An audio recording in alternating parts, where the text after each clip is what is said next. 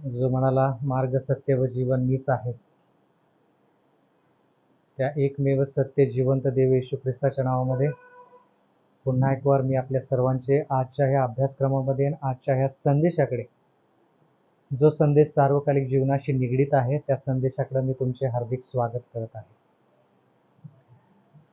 तर तुम्ही जर इथं पाहिलं तर तुम्ही काय वाचले या ठिकाणी? प्रकाशित वाक्य. मराठी आहे का हिंदी आहे? हिंदी आहे. तर मागच्या आठवडी मी एका मंदिरामध्ये, देवाच्या मंदिरामध्ये गेलो होतो. तर त्या ठिकाणची लोक म्हणाले की आम्हाला पण येऊन हा अभ्यासक्रम घ्यायचा आहे, आणि ते हिंदी भाषिक लोक होते. म्हणून त्यांच्या हिशोबानुसार मी आजचा संदेश हिंदीमध्ये तयार केला होता. पण ते लोक ह्या ठिकाणी नाही आहेत, म्हणून काय हरकत नाही, हिंदीमध्ये जरी वचनं असली तरी तुम्ही ते मराठीमध्ये नक्की वाचा. देव तोच आहे, संदेश तोच आहे. तर आज आपण मराठीमध्ये शिकणार आहोत. जोपर्यंत येत नाही तोपर्यंत आपण मराठीमध्येच शिकणार आहोत. तर पुन्हा एक वार मी आपल्या सर्वांचे स्वागत करत आहे आणि आभार मानत आहे की आपण सातत्याने ह्या ठिकाणी येत आहात. काही काही लोक तर 3-3, 4-4 महिने सातत्याने येत आहेत. त्यांनी एकही आठवडा ह्या ठिकाणी गैरहजेरी दाखवली नाही, हजर राहिले. देव नक्कीच तुम्हाला आशीर्वाद देईल. आणि आपण सातत्याने पुढे अभ्यास करत असताना पाठीमागच्या गोष्टी आपण विसरू नये, म्हणून काय करायचं, त्या गोष्टी इतरांना सांगायच्या आणि शिकवायच्या. तर इथून पुढचा अभ्यासक्रम थोडा सखोल असेल, जास्त डोक्याला ताण देणार असेल. तर कृपा करून मानसिकता जी आहे ती व्यवस्थित ठेवा. निराश होण्यासारखं काही नाही. काय काय गोष्टी मी अशा सांगेन ज्या गोष्टी तुम्ही ऐकल्या नसतील किंवा तुमची क्षमता नसेल, तर प्रार्थनापूर्वक इथं या, जेणेकरून तुम्हाला त्या गोष्टी सहन करता येतील आणि पुढं देवाच्या इच्छेनुसार वाटचाल करता येईल. पुन्हा एक वार आपण देवाचे आभार उपकार म्हणूया की त्याने आपल्याला ही संधी दिली. तर आपण नेहमीप्रमाणे गुडघे टेकू आणि प्रार्थना करू. जिवंत परमेश्वर आणि आमच्या कनवाळू देवा, वारंवार तुम्ही आमच्यावरती इतके आभार उपकार केलेले आहेत की ते आम्ही शब्दाद्वारे प्रगट करू शकत नाही. पण आम्ही एवढंच म्हणू शकतो, आणि आज आमच्यामध्ये इतकीच क्षमता आहे की आम्ही तुम्हाला धन्यवाद देत आहोत, कारण की तुम्ही आमचे देव आहात, आमचे पिता आहात. म्हणून तुमची लेकरे आणि आम्ही तुमच्याकडे आलेलो आहोत. आम्हाला दुसरीकडे कुठेही जाता येत नाही आणि आम्हाला दुसऱ्या कोणाची गरज देखील नाही. ज्ञानाने जरी आम्ही उणे असलो तरी देखील आम्ही तुमच्याकडेच येतो. आमचा विश्वास वाढीला लागायचा असेल तर आम्ही तुमच्याकडे येतो. जर आमच्यामध्ये प्रेम कमी झाला असेल, जर आम्ही पापामध्ये जरी असलो तरी देखील आम्ही तुमच्याकडेच येतो. म्हणून सर्व उणिवा ज्या आहेत त्या भरून काढा. आमचं पाप, आमचे अपराध, ज्या चुका आम्ही केलेल्या आहेत, तुमच्या विरुद्ध केल्या असतील, एकामेकांविरुद्ध केले असतील, तर त्याची दयनीय कृपेने आम्हाला क्षमा करा. पुन्हा एक वार मागत आहोत की तुमचं वचन जे आहे ते आमच्या अंतःकरणामध्ये येऊन त्यानं निवास करावा, म्हणून आमचं अंतःकरण तुम्ही शुद्ध आणि पवित्र करा.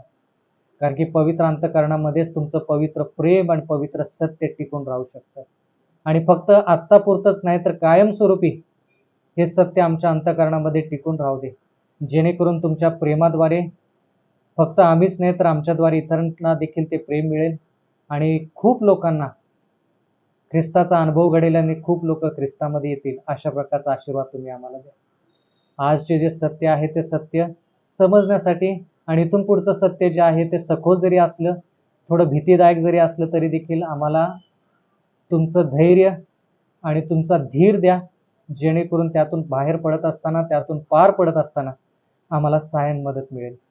विनंती करत आहोत की तुमचा पवित्र आत्मा आमच्यावरती उतरू दे, पवित्र आत्मा आमच्या अंतःकरणामध्ये कार्य करू दे. कारण की नम्र प्रार्थना जिवंत तारणारा येशू ख्रिस्त याच्या प्रिय गोड नावात मागतो, म्हणून तुम्ही ऐका. या पुस्तकाचा अर्थ असा आहे की ज्या गोष्टी तुम्हाला पवित्र शास्त्रामध्ये ज्याचा उलगडा झालेला नाहीये, ज्या पवित्र शास्त्रामध्ये काय काय गोष्टी आतापर्यंत पूर्णपणे प्रदर्शित झालेल्या नाहीयेत, त्या गोष्टी प्रदर्शित करणारं किंवा सांगणारं पुस्तक म्हणजे प्रगटीकरण. त्या पुस्तकाचं नावच प्रगटीकरण, कारण की ज्या गोष्टी दानिएलच्या पुस्तकामध्ये लपवून ठेवलेल्या होत्या त्या गोष्टी देवाचं वचनानुसार प्रगटीकरण या पुस्तकामध्ये सिद्ध झालेले आहेत. दानिएल या पुस्तकामध्ये कोणती अशी घटना आहे किंवा कोणते अशी वचनं आहेत जे मुद्रित केलेत ते दानिएलला देखील कळालेले आहेत.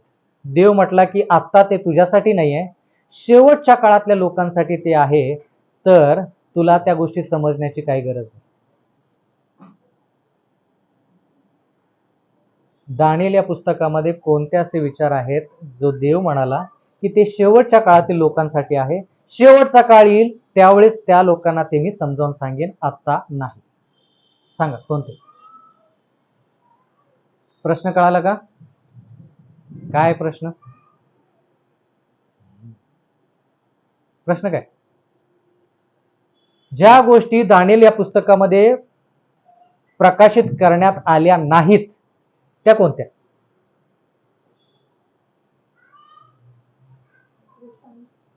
कोणता दृष्टांत? हा, कोणता दृष्टांत? भरपूर दृष्टांत आहेत. दानिएल 2 मध्ये आहे, दानिएल 7, दानिएल 8, दानिएल 9. छोटा सिंगाचा शेवटच्या काळ नाही. मी तुम्हाला पाऊलाच्या पुस्तकातून देखील सांगितलं की लहान शिंग जे आहे त्याचा उल्लेख पाऊलानं पण केलेला आहे. रोम, बाबेल असं पाऊल म्हणतो. हा, ते प्रगट जे झाले ते कधी प्रकट झाले? मूर्ती कधी कोसळणार? मग ते दानिएलला माहित नव्हतं का की मूर्ती कोसळणार आहे? मूर्ती कोसळणार ते आपल्याला पण माहित नाही की येशू ख्रिस्ताची तारीख कधी आहे दुसऱ्या येण्याची. मग प्रश्न असा आहे की कोणती अशी भविष्यवाणी आहे जी दानिएलाने तो दृष्टांत पाहिला पण दानिएलाला तो दृष्टांत कळाला नाही, कारण की देवानं तिथपर्यंत त्याला समजावून सांगितलं नाही. देव म्हटला की काय काळजी करू नको, तो दृष्टांत फक्त मुद्रित कर, ते शेवटच्या काळातल्या लोकांसाठी आहे, तू निद्रा घे, तू ख्रिस्तामध्ये झोपी जा. ख्रिस्तामध्ये दानिएल झोपी गेला, त्याला तो दृष्टांत कळाला नाही, पूर्णपणे कळाला नाही. दानिएल 12 बर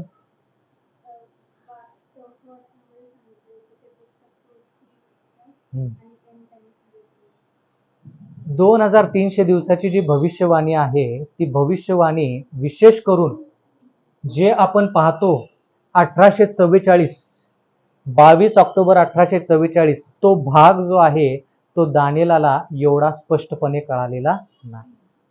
शेवटच्या काळातल्या लोकांना तो 22 ऑक्टोबर 1844 इसवी सन जे आहे तो काळ जो आहे, न्याय निवाड्याचा काळ जो आहे, तो देवाने त्याच्या लोकांना सांगितला.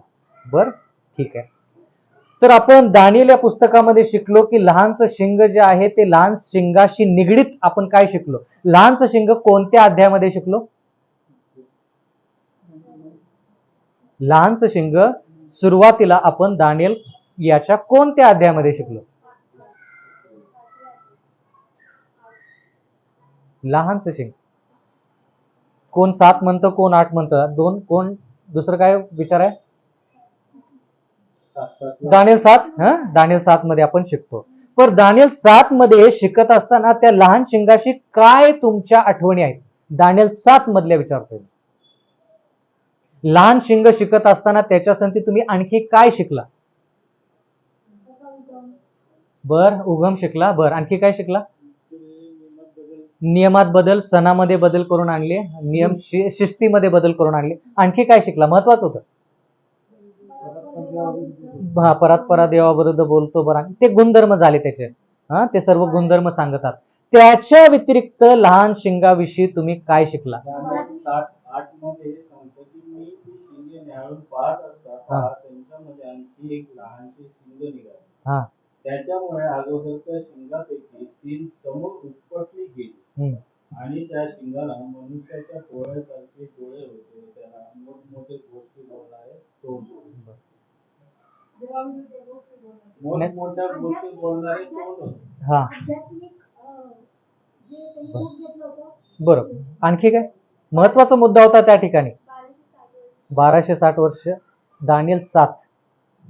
दानिएल 7. हा, ठीक आहे. बरं, आणखी काय? लहानसं शिंगाच्या वेळेस काय होतं? हा, डोळे. हा बरोबर आहे, त्याला मनुष्यासारखे डोळे. प्रभुत्व काढण्यात येईल. लहानसं शिंग आठवतं का? दानिएल 7. पुढचे वचन वाचन सांगा, काय आहे त्याच्यामध्ये महत्वाचा मुद्दा, महत्वाचा शब्द सांगा मोकळे व्हा. 8 वाचलं का तुम्ही? दानिएल 8, 7, 8. 8च्या पुढचं वाचा. मनातल्या मनात वाचा आणि मला उत्तर द्या.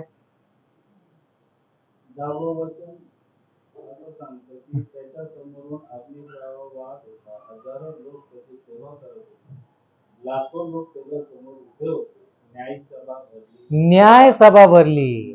तो मुद्दा होता, आठवतं का? की लहान शिंग म्हणजे रोमन कॅथलिक जो संस्था आहे त्याच्याशी निगडीत देवानं सांगितलं की हे लहान शिंग दानिएल बघतच होता. तेवढ्यात देव म्हणाला, लहान शिंग बघतोयस ना, आता मी तुला काय दाखवतो? न्याय सभा दाखवतो. म्हणजे लहान शिंग ज्यावेळेस त्याचं कार्य करतं त्यावेळेस न्याय निवडा सुरू आहे. काय सुरू आहे त्यावेळेस?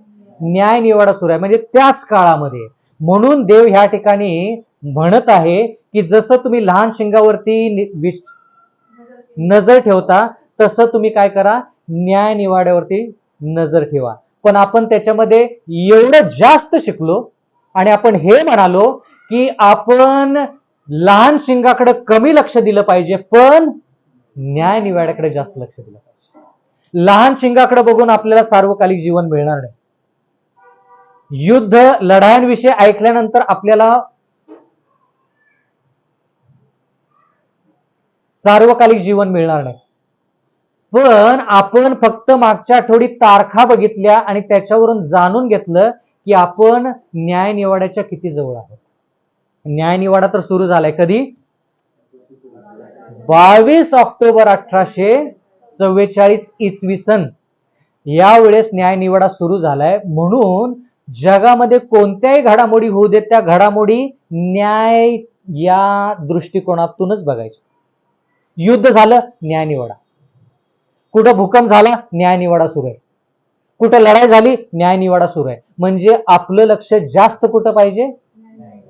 कारण की देवाचं वचन म्हणतं की तुमचा न्याय माझा न्याय कधी होईल काही सांगता येत नाही. म्हणून सैतान मुद्दाम तुमचं सार्वकालिक जीवन, माझं सार्वकालिक जीवन निघून जावं म्हणून लढाई करून आणू शकतो. 2 देश एकामेकांसंगती लढवू शकतो, जेणेकरून देवाचं लोकांचं मन जे आहे ते भटकत राहावं. एवढ्या सगळ्या गोष्टी सैतान करू शकतो. सार्वकालिक जीवन त्याला माहित आहे की किती किमतीचं आहे. तुम्हाला मला माहित आहे का? तो काय एवढं कष्ट घेतो माहित आहे का सैतान? कारण की त्याला माहित आहे की सार्वकालिक जीवन म्हणजे किती महत्वाचं आहे. त्याला नाही मिळणार म्हणून तो काय करतो की मी तर जाणारच आहे, सैतान म्हणतो, पण माझ्या संगती मी एकटा नाही जाणार, जेवढे मिळतील तेवढे मी घेऊन जाणार.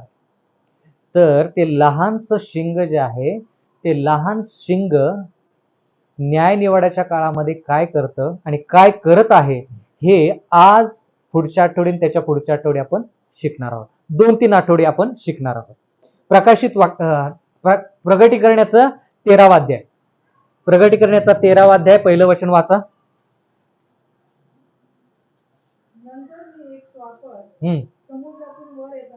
बरं, आता न चुकता सांगा श्वापद म्हणजे काय? श्वापद हा शब्द ऐकला का तुम्ही अगोदर? कुठं ऐकला? दानिएल मध्ये ऐकला. ठीक आहे, दानिएल मध्ये श्वापद हा शब्द कुठं ऐकला? बरोबर आहे. वचन आणि मग उत्तर. कधीही पहिलं वचन आणि मग उत्तर. दानिएल 7 मध्ये बरोबर. किती श्वापद आहेत त्या ठिकाणी? 4 श्वापद आहेत. बर, आता श्वापद म्हणजे काय? वचन आणि उत्तर. कधी पण वचन द्या आणि उत्तर द्या, ते बरोबर असतं. श्वापद म्हणजे राज्य किंवा देश. हे कशावरून? काय लिहिले 7:17 मध्ये?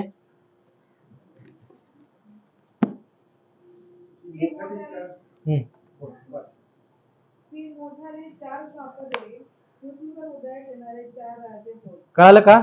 आता प्रगटीकरणामध्ये पण श्वापदाचा वापर केलेला आहे. तर दानिएल मध्ये जे शिकलो ते विसरून जायचं नाही, तेच घ्यायचं आणि पुढे जायचं. जरा लक्ष द्या. दानियल पुस्तक जे आहे ते मुद्रित केलेलं आहे. प्रगटीकरण जे पुस्तक आहे ते प्रकाशित केलेलं आहे. ज्या गोष्टी दानियलच्या पुस्तकामध्ये गुप्त ठेवण्यात आलेल्या आहेत त्याच गोष्टी प्रगटीकरण या पुस्तकामध्ये प्रगट केलेल्या आहेत. म्हणून त्या पुस्तकाचं नावच काय आहे? प्रगटीकरण. तर आता श्वापद म्हणजे राष्ट्र. बर, प्रगटीकरणाचा 13वा अध्याय पहिलं वचन परत.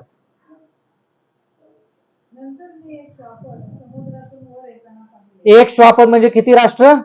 एक राष्ट्र. बर, पुढे. हा हा हा हा. बर, ह्यातल्या कोणत्या गोष्टी तुम्ही अगोदर ऐकलेल्या आहेत? 10 शिंगे ऐकलेले आहेत. बर, कुठं 10 शिंगे ऐकले? 7 मध्ये ऐकले. बरं, आणखी काय ऐकलं? देवनिंदात्मक गोष्टी. देवनिंदात्मक म्हणजे काय?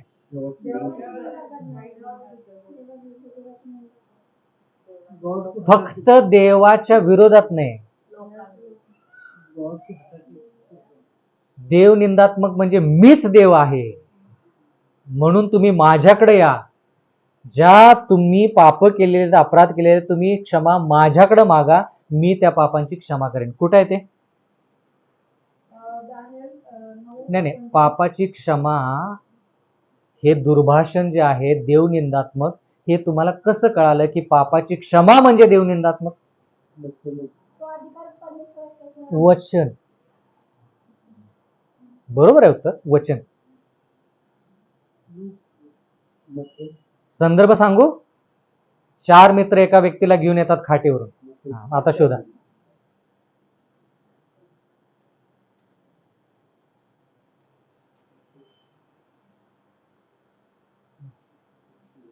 मत्ती 9, 2 आणि 3. 2 आणि 3.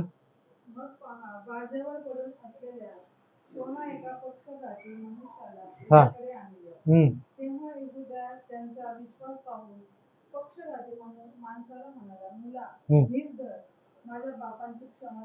बर, पापाची क्षमा कोणी केली? येशू ख्रिस्ताने केली. तिथपर्यंत सगळं ठीक आहे. पण त्याच्यानंतर जे होतं त्याच्यामुळे प्रश्न पडतो. काय झालं त्याच्यानंतर? पुढे वाचा.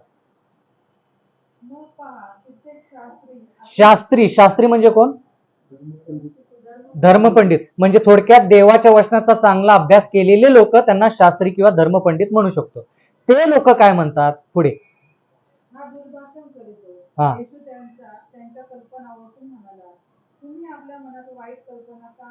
बर, आता ह्याच्यापेक्षा चांगलं वचन मी तुम्हाला दिलं होतं, ह्याच्यापेक्षा सविस्तर. हा. बर, आणखी काय? हा हा.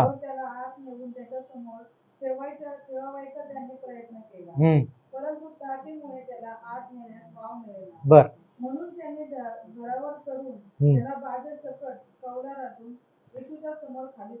बर. हा.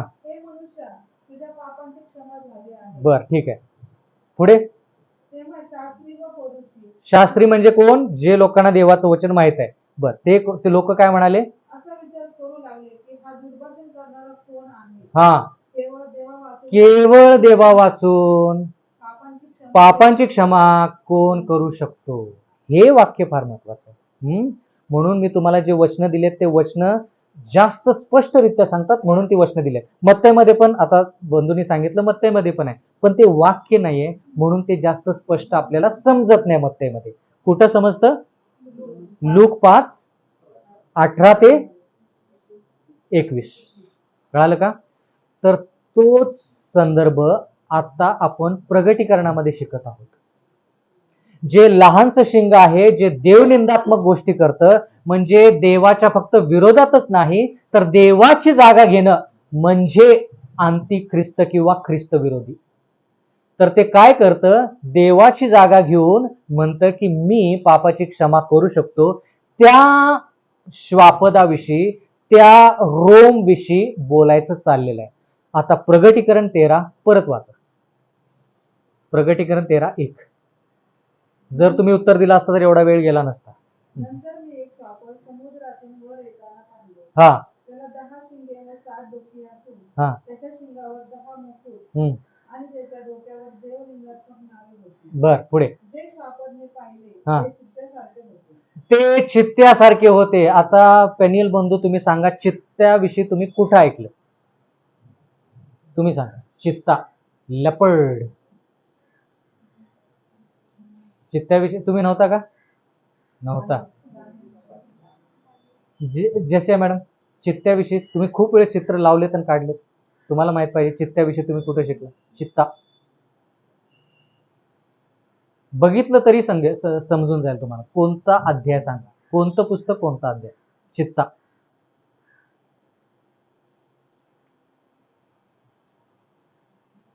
हा दानिएल किती? 2. हा दानिएल किती? 7. दानिएल 7 मध्ये चित्ता कुठं दिसतो? 1, 2, 3 नंबरला.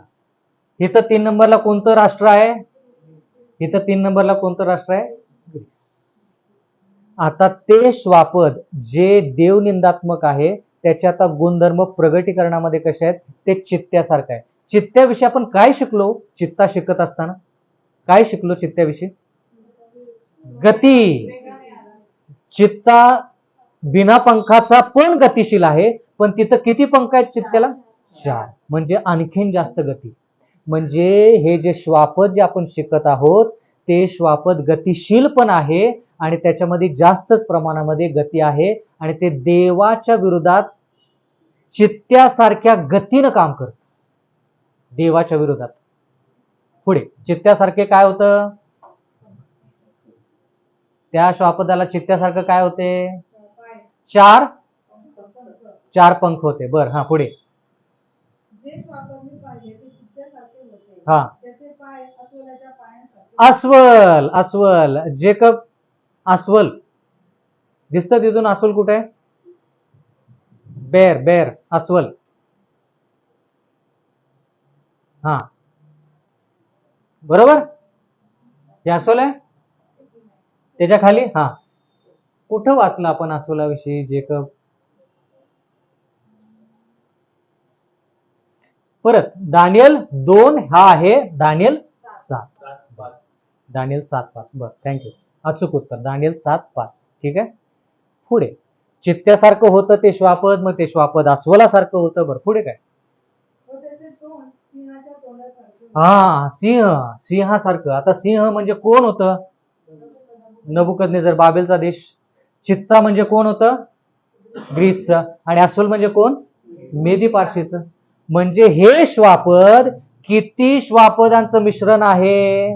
बाबेलचं मिश्रण आहे, मेदी पारशीचं मिश्रण आहे आणि कशाचं मिश्रण आहे? ग्रीसचं मिश्रण.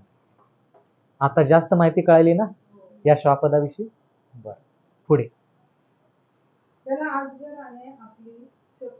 हा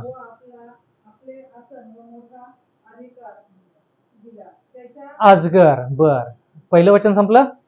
हा अजगर. अजगराविषयी कुठे शिकलो? तुम्ही सांगा, अजगराविषयी कुठे शिकलो? अजगर म्हणजे काय पहिलं सांगा आणि मग वचन सांगा. अजगर म्हणजे कोण?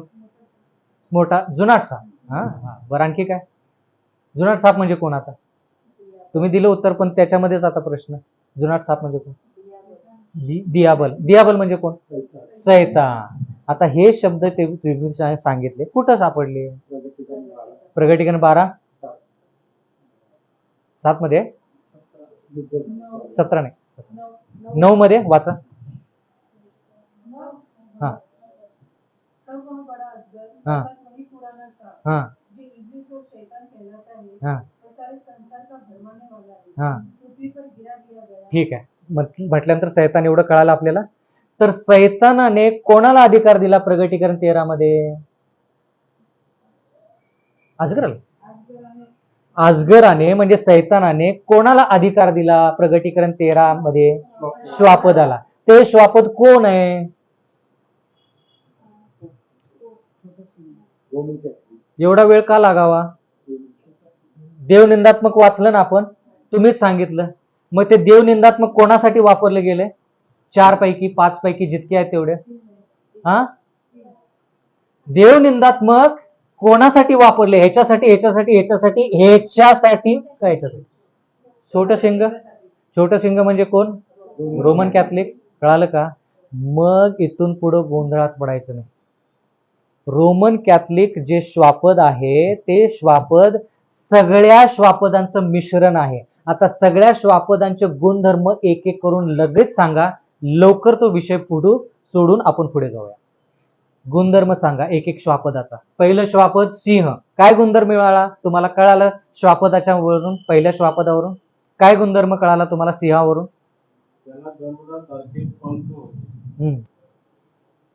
नाही, तुम्हाला काय कळालं त्यातून? काय कळालं? एक गुणधर्म सांगा बाबेलचा. भक्कम राष्ट्र होतं. बर, हा, भक्कम राष्ट्र, शूर राष्ट्र होतं, नामांकित राष्ट्र होतं, बाकीचे राष्ट्र त्याला घाबरायचे. आणखी एक गुणधर्म सांगा. सगळे बरोबर आहे. बरोबर, अगदी बरोबर. आणखीन एक गुणधर्म दानिएल 2 मध्ये, त्याच्या अगोदर दानिएल 2 मध्ये काय शिकलो आपण बाबेल विषयी? एक गुणधर्म सांगा दानिएल 2 मधला. दानिएल 7 मध्ये पण शिकलो, पण दानिएल 2 मध्ये काय शिकलो? मूर्तीपूजन. अहो, झोपी गेलेले जागेवर. मूर्तीपूजक, बरोबर का? मग मूर्तीपूजक गुण ह्याचे आहेत, पण ते लहानसं शिंग जे प्रगटीकरण 13 मध्ये आहे ते श्वापद, त्याच्यामध्ये कोणाचे गुणधर्म आहेत? ह्याचे गुणधर्म आहेत. ह्याचे गुणधर्म कोणते आहेत? मूर्तीपूजक. म्हणून तुम्हाला रोमन कॅथलिक मंडळीमध्ये मूर्तीपूजा दिसते, जे आहे ते स्पष्ट. बर, त्याच्यानंतर अस्वला सारखं पण त्याच्यामध्ये गुणधर्म आहेत. मग अस्वला विषयी शिकत असताना किंवा मेदी पारशी विषयी शिकत असताना कोणते गुणधर्म आपण शिकलो? जर कटाक्ष लक्ष दिला असेल तर तुमच्या लक्षात येईल, कारण की मी फटकन बोलून गेले त्यावेळेस. मी जास्त वेळ घेतला नाही त्या गोष्टीसाठी. मेदी पारशीच्या काळामध्ये काय काय झालं ते फटफट फटफट सांगा. काय काय आठवतं तुम्हाला मेदी पारशीच्या काळामधल्या गोष्टी? लवकर सांगा, जास्त वेळ नाही आपल्याला. अजून हे पहिल्याच वचनामध्ये येत आहोत. अरे बापरे. हा, बर, 2 राज्य मेदी आणि पारस. हा, आणखी काय? आणखी काय माहिती आहे मेदी पारशी विषयी? लवकर सांगा. बाबिलोन वरती त्यांनी प्रहार केला, बाबिल वरती लढाई करून बाबिल जिंकलं. हा, आणखी काय?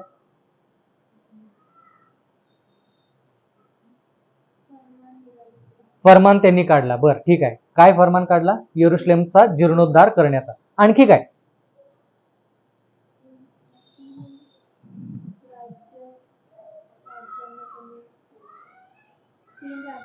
3 राज्य पराजित केले. 3 राज्याचे नाव माहित आहेत का? हा, बाबिलोन, इजिप्त आणि मिसर आणि लिडिया. बरं, ठीक आहे. आणखी काय? आणखी काय? मेदी पारशी. लवकर लवकर लवकर, जास्त वेळ नाही आपल्याकडे. एस्तर राणी विषयी तर शिकलोच. बरं, त्याच्या पलीकडे काय?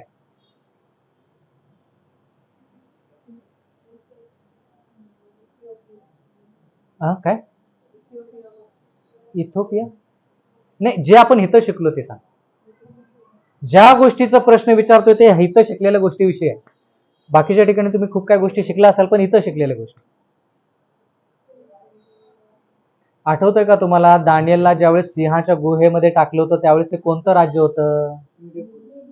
बरोबर का? बर, मग त्या राजाने ज्यावेळेस हुकूम काढला की जे लोक मला नमन करत नाहीत त्यांना सिंहाच्या गुहेमध्ये टाकायचं. मग सिंहाच्या गुहेमध्ये टाकायचं असं ठरल्यानंतर लोकांनी सांगितलं, दानिएल तुझी उपासना करत नाहीये, मग त्याला आता तू काय केलं पाहिजे? सिंहाच्या गुहेत टाकलं पाहिजे. मग राजा पुरेपूर प्रयत्न करत होता. कशासाठी? दानिएलला वाचवण्यासाठी. पण तो का वाचवू शकला नाही? फरमान काढलं, पण त्या फरमाना निगडीत काय होतं? बरोबर, म्हणजे काय? म्हणजे एकदा राजानं जर फरमान काढला तर तो फरमान राजा पण बदलू शकत नाही. म्हणजे हे ना, हे असंच. आता ते गुणधर्म कशामध्ये आहेत? रोमन कॅथलिक मध्ये आहे. म्हणजे हे असं ना तर असंच, काही होऊ दे असंच. कळालं का आता की प्रगटीकरणामध्ये त्या श्वापदाला इतके सगळे गुण का दिलेले आहेत? तिसरं गुण कोणतं? ग्रीसचं. ग्रीस विषयी आपण काय शिकलो? गुणधर्म सांगा ग्रीसचे. हा, गतीबद्दल शिकलो. आणखी काय? बरोबर आहे, गतीबद्दलच शिकलो, पण त्याच्या जवळच उत्तर आणखी काय सांगू शकाल? हा, सिकंदर. जगाला काबीज करायचंय, पूर्ण जगाला काय करायचं? सत्तेखाली आणायचंय. आता मला तुम्ही सांगा, त्यांनीच शब्द वापरला, चांगली गोष्ट केली, जगाला सत्तेखाली आणायचंय. हाच शब्द तुम्ही पवित्र शास्त्रामध्ये कुठं वाचला? पूर्ण पृथ्वीला सत्तेखाली आणा. कुठं वाचला शब्द? उत्पत्तीमध्ये. कुठं वाचला? पूर्ण पृथ्वीला सत्तेखाली आणा. कुठं वाचलं हे? उत्पत्ती. बरोबर आहे उत्तर. पुढं सांगा. 3 नदी नाही. 3 नदी नाही. कुठं आहे? ठीक आहे, उत्पत्ती 1. चला, हा सांगा. उत्पत्ती 1 मध्ये कुठं आहे? 28 आहे का? बर, वाचा 28. देवाने कोणाला आशीर्वाद दिला? मानवानी, म्हणजे आदाम आणि हव्वाला, मानवाला आशीर्वाद दिला. हा, पुढे. देव त्यास म्हणाला, फलद्रूप व्हा, बहुगुणित व्हा, पृथ्वी व्यापून टाका व ती सत्तेखाली आणा. आता देवाचे ज्या योजना आहेत त्या योजना कोण पार पाडत आहे? म्हणजे स्वतः मी काय आहे? आता देव आहे. म्हणून मी काय करणार? पृथ्वीवरती सत्ता चालवणार. तर त्यानं सत्ता चालवण्याचा प्रयत्न केला का? लहानशा शिंगानं काय केलं? तुम्ही वाचलं 7व्या अध्यायामध्ये. काय केलं लहानशा शिंगानं? ते लहानसं शिंग वर यायच्या अगोदर काय झालं? लहानसं शिंग वर यायच्या अगोदर काय झालं? 3 राज्य पराजित केले. बरोबर का? आणि मग ते राज्य वर आलं. तर ते राज्य, रोमचं राज्य, फक्त राजकीय नाही, ह्याच्यावरती सत्ता ठेव, त्याच्यावरती सत्ता ठेव, त्याच्यावरती, फक्त राजकीय नाही, आध्यात्मिक पण आहे. आध्यात्मिक म्हणजे आध्यात्मिक आणि राजकीय. बाकीचे सगळे राष्ट्र कसे? राजकीय. फक्त सत्ता, जमीन, लढाई करायची, एवढंच. आध्यात्मिक त्याच्यामध्ये काय? हिथं पण तेच, हिथं पण तेच. पण लहानसं शिंग आध्यात्मिकरित्या सगळ्या जगावरती काय करायचं? सत्ता चालवायची. अजून आपण प्रगटीकरण 13:1 मध्ये जाऊ, आणि अजून मी सखोल गेलेलो नाही. असा अभ्यास केला ना तर तो अभ्यास लक्षात राहील. वरचेवर शिकून चालत. पहिलं वचन संपलं का? बर, दुसरं वचन वाचा. प्रकाशित वाक्य 13वा, प्रगटीकरणाचा 13वा अध्याय आणि दुसरं वचन. दुसरं वचन पण झालं. बर, दुसरं वचन पण झालं. तिसरं वचन. त्याच्या एका डोक्यावर प्राणांतिक घाव झाल्यासारखे माझ्या दृष्टीस पडले. त्याच्या किती डोक्यावर? एका डोक्यावर. काय झालं? प्राणघातक घाव झाला. प्राणघातक घाव म्हणजे काय? मनुष्य मेला का जिवंत राहिला? बरोबर ना? का दुसरं काय उत्तर आहे कोणाचं? प्राणघातक हल्ला. प्राणघातक काय झालं त्याच्यावरती? काय शब्द आहे? प्राणघातक घाव. बर, ठीक आहे, प्राणघातक घाव झाला. बर, मग पुढे काय झालं? माझ्या दृष्टीस पडले, तरी त्याचा प्राणघातक घाव बरा झाला. म्हणजे काय? तो घाव होता, म्हणजे ती जखम होती, पण ती जखम फार सखोल होती, पण त्याच्यामुळे ते श्वापद मरण पावलं. डोक्याला घाव लागला. बरोबर. डोकं म्हणजे काय? डोकं म्हणजे काय? ते सुवर्णाचं शीर तुम्हीच आहात. कुठं वाचलं? दानिएल 2 मध्ये. शीर म्हणजे डोकं. डोकं म्हणजे काय? अधिकारी किंवा पुढारी. तर रोम मध्ये जितके पोप झाले त्यातल्या एक पोपला प्राणघातक घाव झाला. म्हणजे एक पोपला त्या यादीमधल्या देवाच्या वचनानुसार एक राजानं पकडून घेऊन गेला, पण सत्ता पूर्णपणे नष्ट झाली नाही. म्हणजे पोप सत्ता गेली नाही. गेली नाही म्हणजे थोडक्यात असं नाही झालं की त्यांचा समूळ नाश झाला आणि कोणच रोमन कॅथलिक मध्ये राहिलं नाही, असं नाही झालं. पोप बंदिवान म्हणून गेला, त्यावेळेस त्याची सत्ता थोड्या काळासाठी निघून गेली, थोड्या काळासाठी. त्याच्याविषयी जर शिकायचं तर जर तुम्ही जनरल बर्थियर या सेनापतीचं जर तुम्ही अभ्यास केला, जनरल बर्थियर कोणत्या राज्याचा हा सेनापती? फ्रान्सचा. मग फ्रान्सनं रोमवरती लढाई का केली त्या काळामध्ये? सांगितलं होतं तर आठवतंय का बघा. फ्रान्सनं त्या काळामध्ये 1798 इसवी सन ख्रिस्तपूर्व त्यावेळेस हे होतं नास्तिक. हा बरोबर. मग काय झालं? बरोबर आहे. अर्ध उत्तर दिले, अर्ध पूर्ण करा. नास्तिक होतं. मग काय? पाठीमागच्या गोष्टी विसरायच्या ते नाहीत. म्हणत होते देव नाहीच आहे, म्हणून मग त्यांनी पोपला अटक केली होती. मग पोपला का अटक केली? ते मानत होते, फ्रान्स मानत होतं की आम्ही देवाला मानत नाही, आम्ही नास्तिक आहोत. मग त्याचा पोप स्वतः म्हणत होता की मी देव आहे. मग फ्रान्स म्हटला की आम्ही कोणत्या देवालाच मानत नाही, हा म्हणतो की हा कोण आहे? देव आहे. त्यामुळं लढाई झाली. 1798चा जो काळ आहे त्याच्यामध्ये पोपला जनरल बर्थियर या सेनापतीनं काय केलं? कैदी म्हणून घेऊन गेला. त्याला म्हणायचं प्राणघातक घाव.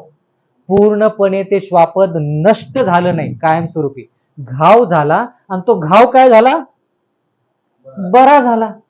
म्हणजे परत सत्ता त्यांना काय झाली? मिळाली.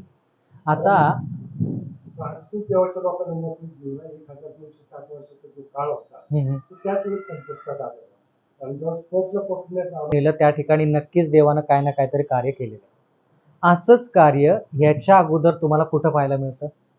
देवाने त्या व्यक्तीचा वापर केला जेणेकरून देवाच्या लोकांचा फायदा व्हावा. एस्तर राणीचा. बरं आणखी काय? नाही, एस्तर राणी तर देवाचीच होती. मी असं विचारतोय जे देवाचे लोक नाहीये, विधर्मी, पण त्यांचा वापर देवाने केला देवाच्या लोकांसाठी. पोलीस राहते. बर काय काय कार्य केलं? दारेवेश काय? मंदिर बांधण्यासाठी त्यांनी फरमान काढले, पण शेवटचा फरमान कोणी काढला? तो फरमान. हा, त्या राजानं ज्यावेळेस फरमान काढला त्यावेळेस तो विधर्मीच होता. म्हणून देवानं त्याचा वापर करून देवाच्या लोकांना मदत केली. त्याच्या अगोदर कोणी मदत केली का?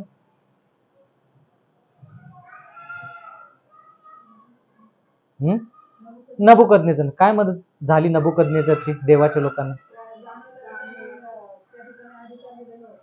बर बरोबर का? म्हणजे देवाने, जर तुम्ही सखोल अभ्यास केला तर कळेल, देवाने नबुकदनेझरला निवडलं जेणेकरून देवाचे लोक त्याच्या गुलामगिरीमध्ये जातील आणि ते देवाजवळ जास्त येतील. तर देव प्रत्येक ठिकाणी काय करत आहे? त्याच्या लोकांचा विषयी तर विचार करतोच, बाकीच्या लोकांचा पण विचार करतो आणि बाकीच्या लोकांचा वापर करून देवाच्या लोकांना मदत करतो. बर बर तो घाव बरा झाला. बरोबर. मग त्याच्यानंतर काय झालं? हा, गावाचा बरा झालाय का? हो, कधीच कधीच कधीच. कारण त्याच्याविषयी पण शिकू. तुमच्या प्रश्नाचं उत्तर मी असंच नाही देणार. चांगला अभ्यास करून मी तुम्हाला त्या प्रश्नाचं उत्तर देईन की घाव बरा झालेला आहे आणि किती बरा झालाय आणि घाव बरा होऊन पुढं किती गेलेले आहेत ते हे सगळं बघू.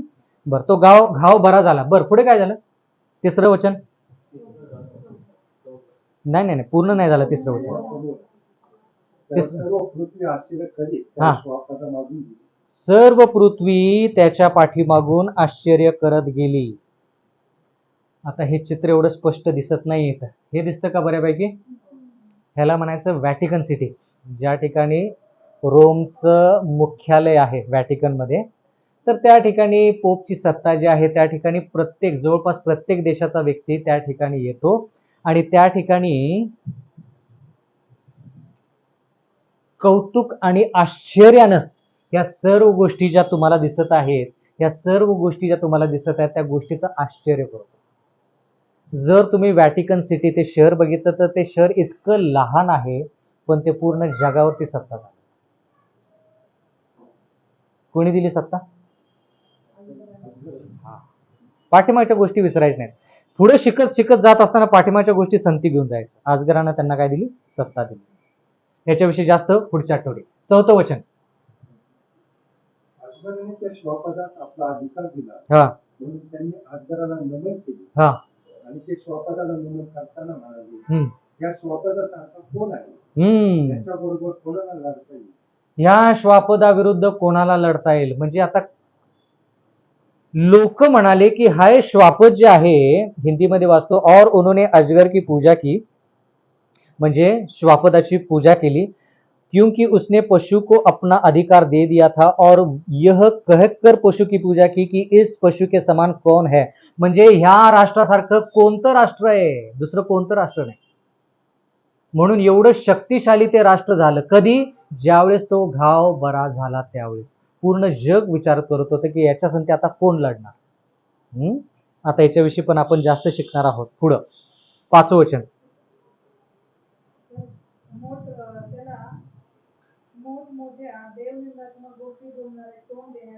बर, कुठं वाचलं हे? आता मला वचन पाहिजे, अचूक वचन पाहिजे, फक्त अध्याय नको. दानिएल 7:25 मध्ये आहे का? वाचा 25.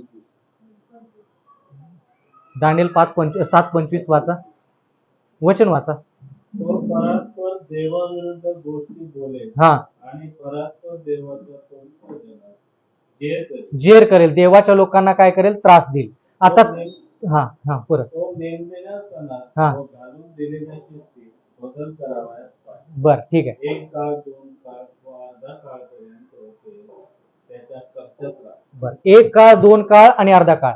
एक काळ अधिक दोन काळ किती झाले? 3 काळ. 3 काळ अधिक अर्धा काळ 3.5 काळ. तीच जी गोष्ट आहे ना, ते 2 वचनामध्ये वाचली, तीच गोष्ट प्रगटीकरणामध्ये एका वचनामध्ये लिहिली. काय लिहिलंय? वाचा 5वं वचन. गोष्टी बोलणारे कोण देण्यात आले, हा. 43 महिने त्याला आपले काम चालवण्याची मुभा दिली. 42 महिने. आता 42 महिने हा शब्द आपण पहिल्या वेळेस ऐकला असेल प्रगटीकरणामध्ये, काय हरकत नाही. एका महिन्यात जर 30 दिवस असतील तर सॅम्युएल, एका महिन्यात जर 30 दिवस असतील सॅम्युएल, तुम्ही फक्त उत्तर द्या, 42 महिन्यामध्ये किती दिवस असतील? 42 म्हणजे 42 मंथ्स मध्ये किती days? If there are 30 days in 1 month, how many days would be there in 42 months? काय कराल? 1260 कसं कॅल्क्युलेट केलं? बर,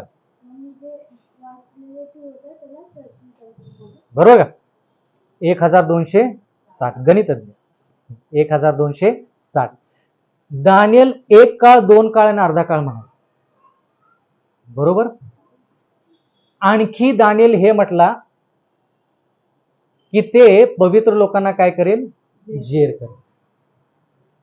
प्रगटीकरणामध्ये तेच संख्या 42 महिन्याद्वारे प्रगट केलेली आहे. म्हणून ज्यावेळेस प्रगटीकरणाचं पुस्तक लिहिलं, कुणी लिहिलं? दानिएल म्हणतो की ते श्वापद 3.5 वर्ष म्हणजे 3.5 काळ म्हणजे 1260 वर्ष देवाच्या लोकांना त्रास देईल, जेव्हा की योहान म्हणतो की 42 महिने तो देवाच्या लोकांना काय करेल? त्रास देईल. दोघंही बरोबर. दानिएल हे पुस्तक जुन्या करारामध्ये, प्रगटीकरण हे पुस्तक नवीन करारामध्ये, तरी देखील दोघांमध्ये शेकडो वर्षांचा जरी फरक असला तरी देखील दोघं जे म्हणतात ते बरोबरच म्हणतात. म्हणून मला पवित्र शास्त्रावरती जास्त विश्वास आहे. नाहीतर मला सांगा ना, जुन्या करारापासून नवीन करारापर्यंत जाऊपर्यंत 400 वर्षाची शांतता आहे. किती वर्षाची? शेवटचं पुस्तक कोणतं जुन्या करारामध्ये? जुन्या करार मलाकी. नवी करारामध्ये पहिलं पुस्तक कोणतं? मत्ते. त्याच्यामध्ये किती अंतर आहे माहितीये का? 400 वर्षाचं अंतर आहे जवळपास. मग ते 400 वर्षामध्ये सत्य जे आहे ते कुठतरी गेलं पाहिजे, हरवलं पाहिजे, नासधूस झालं पाहिजे, बदललं पाहिजे. काही बदल नाही. देवानं कसं ते व्यवस्थित ठेवलं कधीपर्यंत? आतापर्यंत. आणि योहानाला सांगितलं, दानिएलानं 3.5 काळाविषयी सांगितलंय, मी तुला 42 महिन्यांविषयी सांगतो. दोन्ही गोष्टी एकच. म्हणून म्हटलं की प्रगटीकरण तुम्ही वाचा किंवा उत्पत्ती वाचा. उत्पत्तीमध्ये जे लिहिले, प्रगटीकरणामध्ये लिहिले, ते सगळं देवाच्या तत्वामध्ये बसतं. एकामेकाच्या विरुद्ध कोणतंही पुस्तक बोलत नाही. त्याला म्हणायचं इंग्लिशमध्ये युनिफॉर्मिटी. म्हणून देवाच्या वचनामध्ये सातत्यानं युनिफॉर्मिटी म्हणजे त्याच्यामध्ये एक प्रकारचं साम्यता पाहिजे, एकसारखं पाहिजे. हा पुस्तक वेगळंच काय तर बोलतं, मग दुसरं पुस्तक वेगळंच काय तर बोलतं, आणि हे पुस्तक त्या पुस्तकाच्या विरोधात बोलतं. असं होता कामा नये, मग त्याला पवित्र ग्रंथ म्हणता येतो. 42 महिने. बर, 42 महिने त्यानं कार्य चालवलं. कधी सुरू झाली हे कार्य सुयश बंधू? 42 महिने हे कार्य कधी सुरू झालं? तारीख सांगा सुयश. 42 महिने त्यावेळेस पासून सुरू झाले, त्यावेळेस संपले, चालू झाले. 42 महिने कधी सुरू झाले त्याची तारीख सांग. 42 महिने जे आहे ते सोपं करायचं. 1260 वर्ष, तेवढं कळालं? 1260 वर्ष सुरू कधी झाले? सुयश,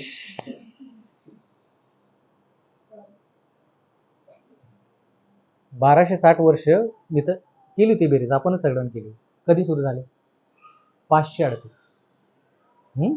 आता तुम्हीच आम्हाला सांगायचं, सुरुवात मिळाली म्हटल्यानं शेवट मिळाला पाहिजे. आता तुम्हाला मोबाईल असेल, पेन वही असेल तर मला सांगा, 538 पासून 1260 त्याच्यामध्ये वाढवायचे काय तारीख येते ते सांगा. काय तारीख येते ती सांगा. काय तारीख येते ती सांगा. 538 पासून 1260 मोजायचे, वजा नाही करायचे, जोडायचे, अधिक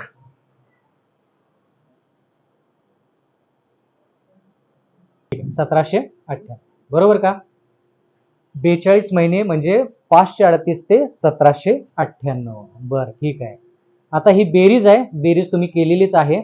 एक दिवस म्हणजे 1 वर्ष. कुठं कुठं आहे?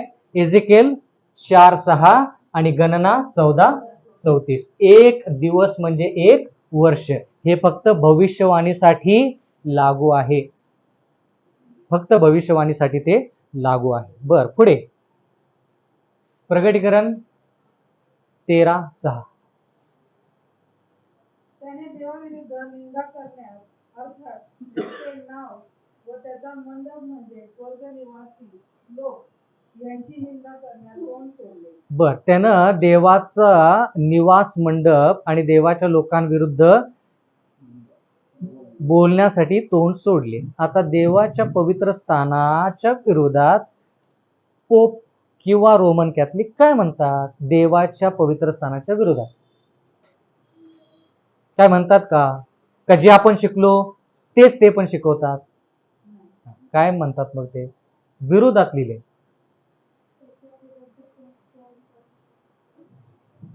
म्हणजे काय? नाही, एक मिनिट, ह्यांचं होतं, येईल तुमच्या बरोबर आहे उत्तर, पण जरा मला स्पष्टरित्या सांगा. ते म्हणतायत की देवाकडे पाठ फिरवली. बर, आणखी काय केलं? कुठे गेलं? हा, सूर्याकडे. कुठं वाचलं हे आपण? दानिएल मध्ये, की त्यांची पाठ देवाकडे होती आणि तोंड सूर्याकडे होतं आणि ते सूर्याची उपासना करत. कोण करत होतं? इस्रायल लोक. हा, म्हणजे देवाचे लोक. कुठं वाचलं? एजेकेल. हा, इथं येताना ना कृपा करून अभ्यास करून या, वेळ जातो भरपूर बरं का. एजेकेल 8 बरोबर आहे. एजेकेल 8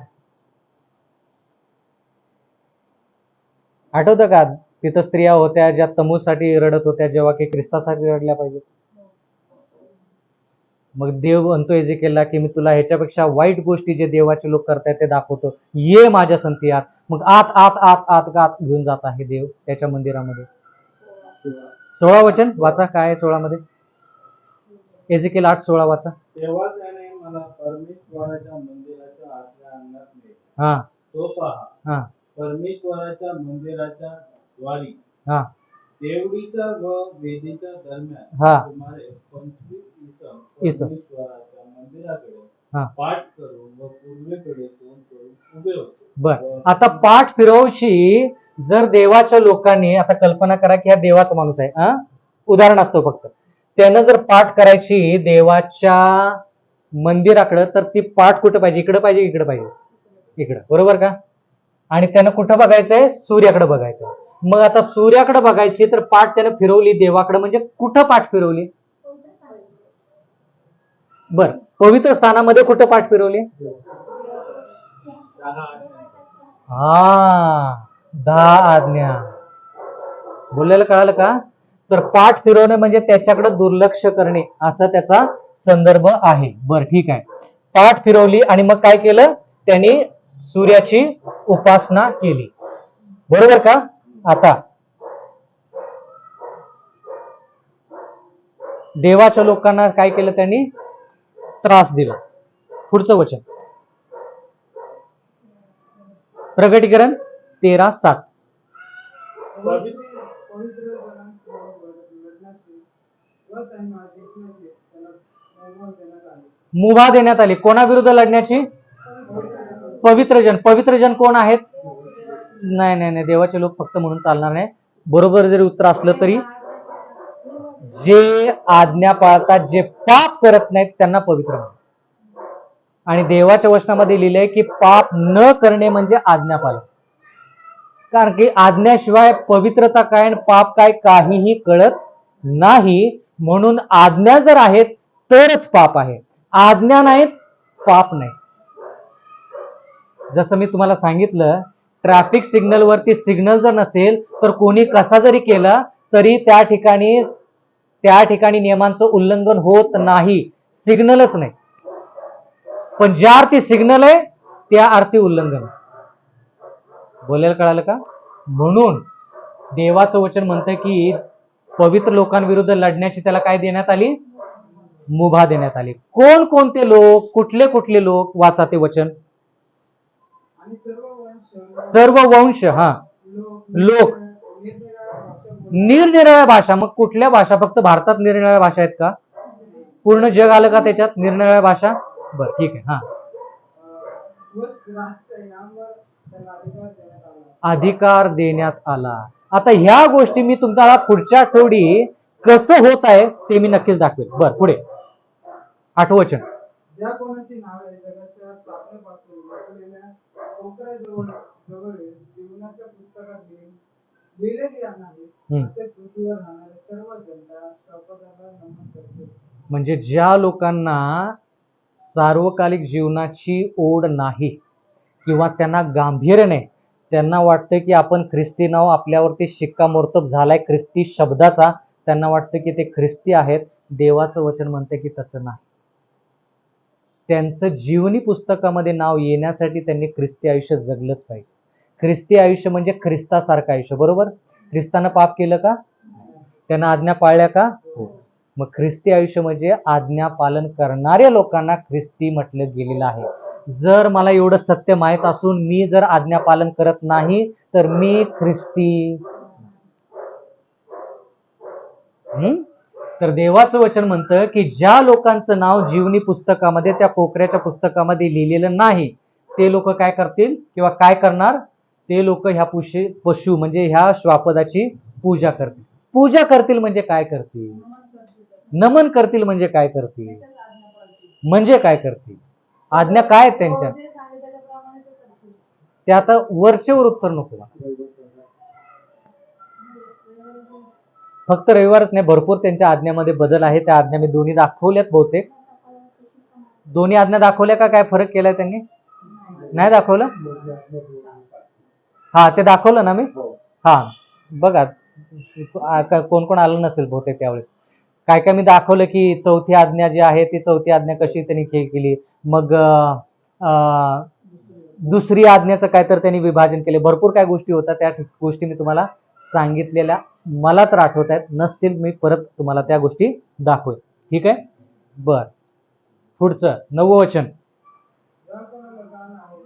ज्याला कोणाला कान आहे तो ऐकू. म्हणजे काय हो? आपल्या वाचनामध्ये. ज्याला कोणाला कान आहेत तो ऐकू म्हणजे काय? पण जे लोकांना देवामध्ये आवड आहे हम्म. किंवा देवाचं शिकण्याची त्यांना इच्छा आहे तर त्या लोकांनी ऐकावं. म्हणजे थोडक्यात काय आहे की ज्यांना कान आहेत त्यांना ऐकू म्हणजे जितक्यांना कान आहेत त्यांनी ऐकावं आणि त्याच्याप्रमाणे चालावं. ज्यांना कान आहेत तो ऐकू म्हणजे थोडक्यात देवाचं वचन म्हणतं की तुम्ही ते गोष्टी गांभीर्याने घेतले पाहिजे. ज्या अर्थी तुम्हाला पूर्ण विश्वास आहे की तुम्हाला कान आहेत त्या अर्थी तुम्ही पूर्ण विश्वासाने या देवाच्या वचनाचा स्वीकार करणं तितकंच गरजेचं आहे. ठीक आहे. 10वं वचन. जो कैदीत जायचा तो कैदीत जातो. जो तलवारीने जीवे मारेल त्याला तलवारीने मारणे भाग आहे. बर. जो गुलामगिरीमध्ये काय करतो? मराठीमध्ये वाचा परत वाचा एकदा. जो कैदीत जायचा तो कैदीत जातो. जो कैदीत जायचा तो कैदीत जातो. जावयाचा. जावयाचा तो कैदीत जातो. पण जर तुम्ही जरा इंग्लिशमध्ये वाचा त्याच्यामध्ये जरा स्पष्ट कळेल. हा. ही दॅट लीड इन टू कॅप्टिव्हिटी म्हणजे जो कुणी कैद्यामध्ये घेऊन जातो तो स्वतः कैदी होतो. जर तो व्यक्ती दुसऱ्यांना गुलामगिरीमध्ये पाठवत असेल तर तो स्वतः गुलाम होतो असं देवाचं वचन म्हणतं. जो दुसऱ्यांवरती तलवार चालवतो तो स्वतः तलवारी खाली येतो असं ते देवाचं वचन म्हणतं. म्हणजे जर तुम्हाला कोण देवापासून दूर घेऊन जात असेल तर तो स्वतः व्यक्ती देवापासून दूर जातो. त्याच्याशिवाय तो दुसऱ्यांना देवापासून दूर घेऊन जाणार नाही. बोलायला कळालं का? जो व्यक्ती तुम्हाला देवापासून दूर घेऊन जातो ना तो स्वतः देवापासून दूर गेलेला आहे. मगच तो तुम्हाला देवापासून दूर घेऊन जाऊ शकतो. जर तो ख्रिस्तामध्येच असेल तर तो तुम्हाला देवापासून दूर घेऊन जाणारच नाही. तो देवाकडेच घेऊन येईल. ज्याला कान आहेत तो काय करो? ऐकू. कळाले का? आता हे झालं प्रगटीकरणामधलं पहिलं श्वापद मधलं पहिलं राष्ट्र. आता याच्याविषयी आपण जास्त शिकणार आहोत पण पुढच्या आठवडी त्याच्यामध्ये प्रगटीकरणाचं दुसरं श्वापद शिकायचं. तर पुढच्या आठवडी प्रश्न विचारल्यानंतर उत्तर लगेच मिळालं पाहिजे कारण की का आपल्याला खूप काय शिकायचंय. प्रगटीकरण 13 अर्ध पूर्ण झाले. अर्ध आपण नंतर पूर्ण करूया ज्याच्यामध्ये आपण दुसरं राष्ट्र शिकणार आहोत. ते दुसरं राष्ट्र पण फार महत्वाचं. ठीक आहे. इथपर्यंत कळालं का? ठीक. प्रश्न काय आहेत का आजच्या याच्यावरती? ज्यावेळेस आपण त्या लोकांना देव आपणास आशीर्वाद देव. आज आपण स्वर्गातील थोर महान पवित्र परमेश्वर देव पिता तुमच्या नावाला धन्यवाद देते. तुम्ही जे काय आम्हाला सुंदररीत्या दिवसभर सांभाळून इकडे तुम्ही आणलं त्याबद्दल तुम्हाला धन्यवाद देते पिता. आता देखील आम्ही जे काय तुमचे वचन ऐकले पिता जे काय आम्हाला सनंदेव सरांनी आम्हाला शिकवलं पिता ते आमच्या लक्षात राहण्यास तुम्ही मदत करा आणि त्या वचनाप्रमाणे चालण्यास तुम्ही आम्हाला मदत करा पिता. या शेवटच्या काळासाठी तुम्ही आम्हाला तयार करा पिता जेणेकरून की आम्ही तुमच्या संदेशाद्वारे बोलू पिता असं तुम्ही करा पिता. इथं खास करून आज प्रार्थना करते जे काही प्रेयर रिक्वेस्ट आलेले आहेत बोरगे अंकलसाठी पिता त्यांना देखील जे काही बरं वाटत नाहीये त्यांना देखील तुम्ही चांगल्या रीतीने आरोग्य द्या. त्यांच्यामध्ये जो काही विकनेस असेल त्यांना देखील तुमच्या आरोग्याच्या हाताने स्पर्श करून त्यांना बरं करा पिता आणि त्यांचा सगळा जो काही विकनेस असेल तो देखील दूर तुम्ही करा पिता. आणि जे काय सारिका कोळगे पिता त्यांच्यावर देखील तुमचा आशीर्वाद तुम्ही ठेवा पिता. त्यांना देखील जे काय त्यांचं जे काय हातपाय दुखत असतील पिता जे काय त्यांची रिकव्हरी होत आहे पिता त्यांना चांगल्या रीतीने रिकवर होण्यास तुम्ही मदत करा पिता. आणि त्यांचं परत चांगलं असं तुम्ही चालणं असं तुम्ही करा पिता जेणेकरून की ते परत लवकरात लवकर चांगले असे चालता फिरता त्यांना यावं असं तुम्ही करा पिता. इथं आलेल्या प्रत्येक लोकांवरती तुमचा आशीर्वाद तुम्ही ठेवा पिता आणि इथनं ते घरी जात असताना त्यांचं जाणं देखील तुम्ही सुखरूप करा पिता. ही मी छोटीशी नम्र विनंती ताना प्रभू येशू ख्रिस्त यांच्या गोड आणि पवित्र नावाने करते म्हणून तुम्ही ऐका. आमेन.